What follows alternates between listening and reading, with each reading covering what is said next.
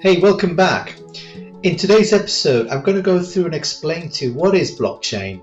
You might have heard an awful lot about Bitcoin as a major crypto token or even a cryptocurrency. It sits under blockchain, but what really is blockchain? So I'm going to dedicate a few moments just to run through some information about it.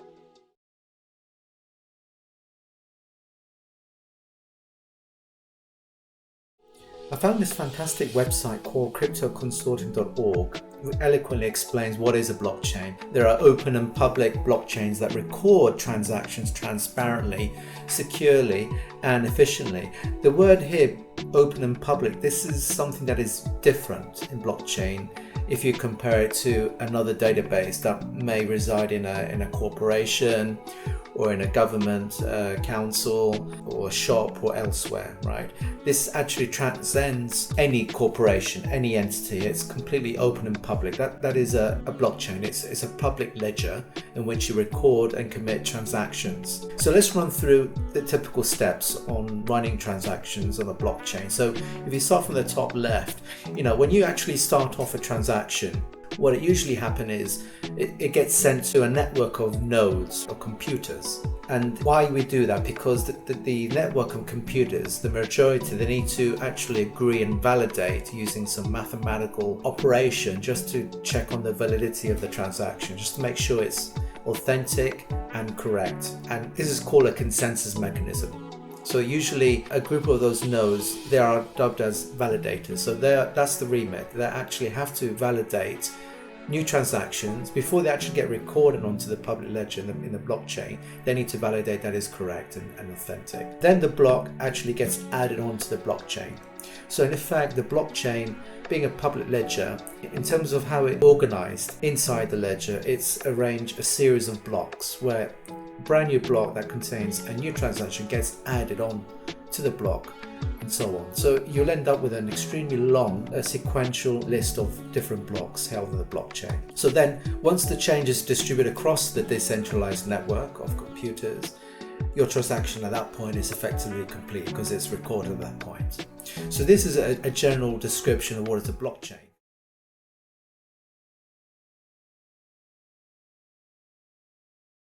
What are the major characteristics? I've already discussed that, one of them being open and public. It's not just an ordinary database, it's a public database which transcends any lines of entity or corporation. But apart from that, it's immutable and persistent. What do we mean by immutable and persistent? Once you commit a transaction onto a blockchain, it cannot be changed. Mathematically, it's virtually impossible to change any recorded transaction. This is what makes a blockchain wonderfully unique from a corporate database held in a company or in a bank, where they can simply roll back the state of a database to a previous version, thereby manipulating transaction that's been recorded. If you refer to a bank loan or even bank transactions, that can easily be manipulated and rolled back before it gets committed. In the case of a blockchain, that's virtually and mathematically impossible to do. Once you record a transaction, it's kept onto the blockchain forever. We give the notion of a trust network. The blockchain is a trust network. So that's what we mean by being immutable and persistent. The next characteristic, distributed and decentralized. Well, whenever a user initiates a new transaction, then it gets validated by a network of computers or nodes, it gets distributed. The transaction gets recorded into blockchain, so every node of the network whose task is to validate transactions will receive identical copies of the same blockchain. That's what we mean by distributed and decentralized. The next feature underneath being time-stamped and audit-friendly. Well, once you commit a brand new transaction in the block and then the block gets added into the blockchain, obviously it gets time-stamped. So in the case of performing an audit on particular transactions, becomes audit friendly to refer to those transactions by a specific date in time. So it's completely audit friendly because as and when new transactions get added to the blockchain, it becomes time stamped at that point. Blockchain has a feature that it's all controlled by what we call a cryptographic security. And this is important because it helps secure the very first characteristic listed on here being immutable and persistent. The way it achieves through cryptographic hashing, right? It's just a series of cryptographic codes. It gets tagged to every single transaction in the block on the blockchain in order to make it more tamper-proof and watertight resistant. And smart contracts. Begin to see there are an awful lot of different blockchains out there that are mainly used to create what we call smart contracts. These are like, if you think of a legal contract that we sign when we're buying a new deed or a new property, you can effectively transpose that and convert that into a digital contract, what we call a smart contract on the blockchain.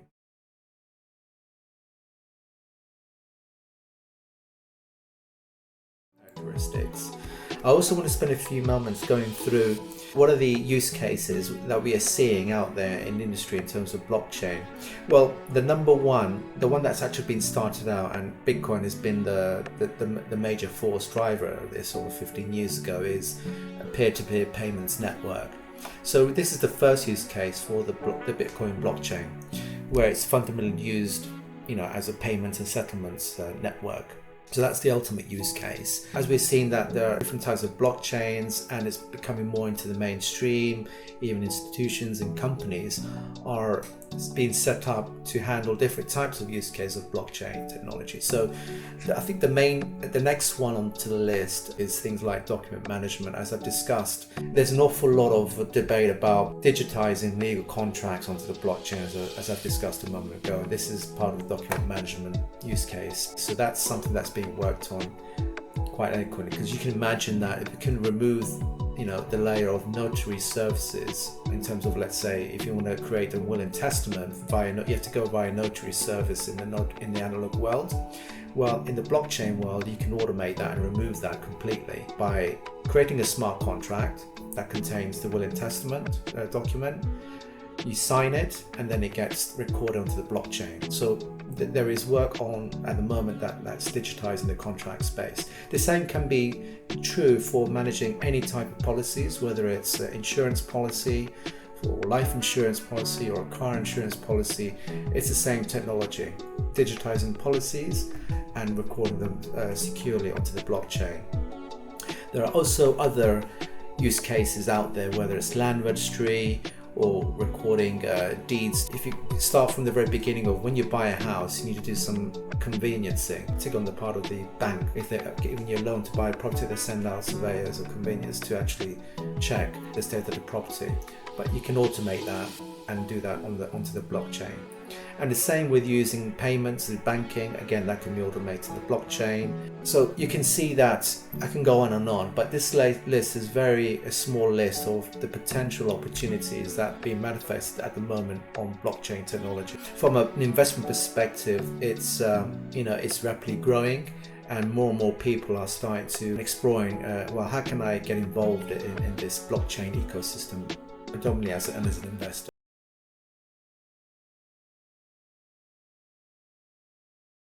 And then the last thing I like to mention is NFTs. What are NFTs? Again, this is linked with blockchain. NFT stands for non-fungible tokens. They really represent what we call here real-world assets like art, music, even real estate, or even identities. And I would say that the majority of the crypto tokens that you might have come across, the majority are NFT tokens. They're just for fun.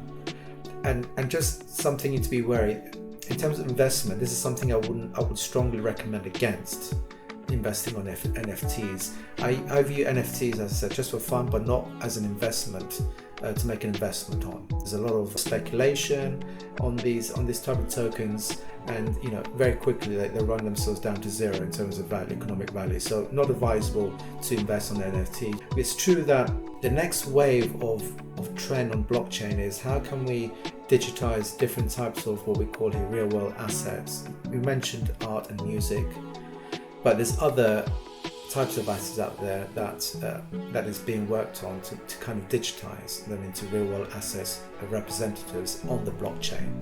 This is interesting, but like I said, be wary in terms of making investments on these type of real world assets. If there's an economic value or driver for digitizing, let's say, give an example of digitizing real world asset on the stock exchanges, looking at the possibility of digitizing corporate stocks on the blockchain, or even ETFs. These are exchange traded funds. Make them digitize and make them real world representation on the blockchain. So even in the financial space, I think they're taking the lead on, converting their stocks and options and other types of financial instruments as real world assets on the blockchain.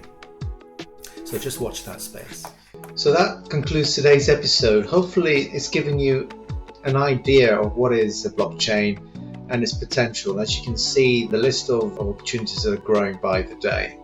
It started out being a payments network, but as you can see, it's looking into things like document management and so on. So stay tuned to this channel. If you haven't done so, please subscribe if you want some further educational content on what to watch out for from an investor point of view.